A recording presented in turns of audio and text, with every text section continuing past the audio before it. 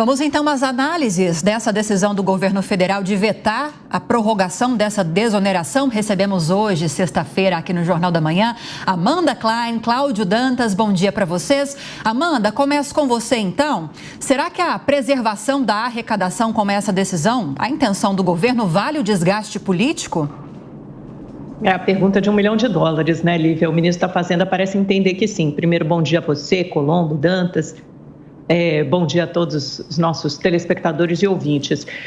Primeiro, é mais uma vitória de Fernando Haddad. Acho que é preciso colocar isso e a gente percebe que o ministro da Fazenda consegue ter um acesso privilegiado a Lula e fazer o presidente da República ouvi-lo em diversas situações. Da meta fiscal, houve aquele embate entre ele e o ministro Rui Costa, num primeiro momento, um abalo da confiança, porque Lula chegou a anunciar que seria muito difícil cumprir a meta de déficit zero, mas parece que o presidente da República corrigiu a rota e vem entendendo o plano e a estratégia de Haddad como a mais acertada. Qual seja, sinalizar que o ministro da Fazenda fará tudo para recuperar a arrecadação que ele julga ter perdido. E perdido com medidas que foram criticadas não só por Fernando Haddad, mas por ministros da Fazenda que vieram antes dele. Paulo Guedes também não gostava dessa medida de desoneração da folha para alguns setores da economia. Tampouco Henrique Meirelles ou mesmo Joaquim Levy na época da Dilma. A Dilma, quando saiu, considerou essa medida um erro. E por quê? Alguns economistas consideram uma política cara, ineficaz e que atende à lobby do setor privado, dos setores que são beneficiados. Já os setores que são beneficiados têm um discurso completamente diferente. Eles dizem o seguinte: olha, essa medida é importante para preservar e garantir empregos. A gente paga menos impostos sobre a folha de pagamento e com isso a gente consegue aumentar a contratação de pessoal. Se esse veto não for derrubado, nós teremos que demitir milhares de funcionários agora, às vésperas do Natal. E isso compromete o plano de investimento das empresas para o ano que vem. Pois é, essas são as cartas que estão sobre a mesa, né? Tem os setores defendendo o seu quinhão e economistas apontando que é uma medida cara, ineficaz e mais uma das muitas que reduzem a arrecadação. E a gente viu agora nos últimos dias que, inclusive, o Ministério da Fazenda foi obrigado a aumentar a sua projeção de déficit para esse ano, que já chega a 177 bilhões de reais, corresponde a 1,7% do PIB.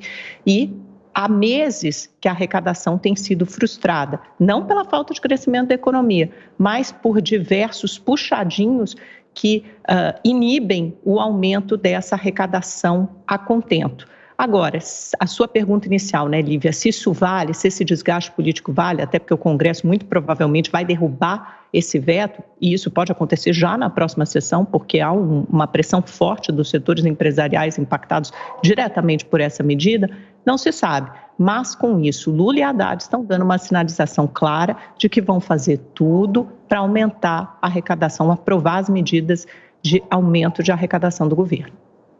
Vamos ouvir o Cláudio Dantas, então, sobre essa decisão tomada pelo presidente Lula, que optou pelos conselhos de Fernando Haddad. Cláudio, bom dia. Bom dia, Colombo. Bom dia, Lívia. Bom dia, Amanda. Bom dia a toda a nossa audiência. Não é a pergunta de $1 milhão, não, Amanda. É a pergunta de 1 milhão de empregos que serão perdidos com esse veto do Lula à desoneração da folha de 17 setores, né? Setores que, inclusive, são os setores que mais geram emprego, inclusive empregos com qualificação.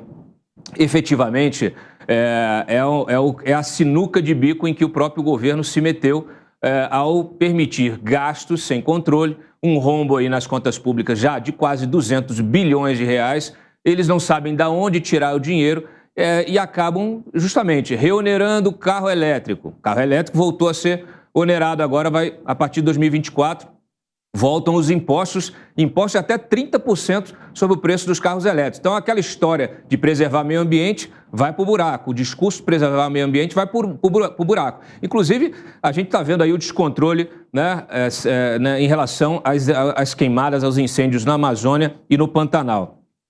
Reoneração da folha de pagamento, descontrole fiscal.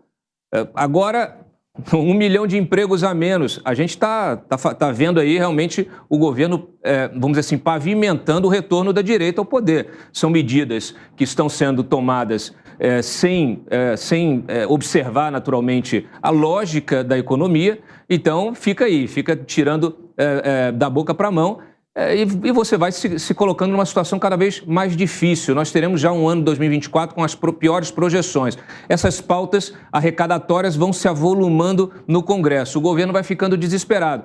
A única saída que eles têm agora se chama Petrobras. Petrobras, vão apostar tudo. O plano estratégico foi aprovado ontem. O Lula se reuniu com o Jean Paul Prats 2 vezes esta semana, justamente para tentar fazer com que esse plano estratégico possa servir aí de compensação a essa redução de vagas de emprego nos próximos anos. Mas a gente já viu o que acontece quando a Petrobras passa a ser utilizada politicamente. Então, o governo me parece absolutamente perdido na pauta que é a principal, aquela que é o calcanhar de Aquiles desde do dia zero, né, que é a pauta econômica.